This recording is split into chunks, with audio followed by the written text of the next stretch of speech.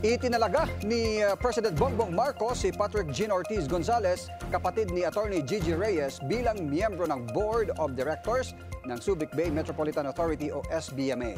Batay sa liham ng appointment na pirmado ni Marcos noong October 24, 2025, si Gonzales ay magiging kinatawan ng business and investment sectors sa SBMA sa loob ng 6 na taon kapalit ni Tomas F. Lahum III. Si Gonzales ay kapatid ni Gigi Reyes, dating Chief of Staff ni former Senate President Juan Ponce Enrile, na kamakailan lang ay naabsuelto sa mga kasong may kaugnayan sa pork barrel scam.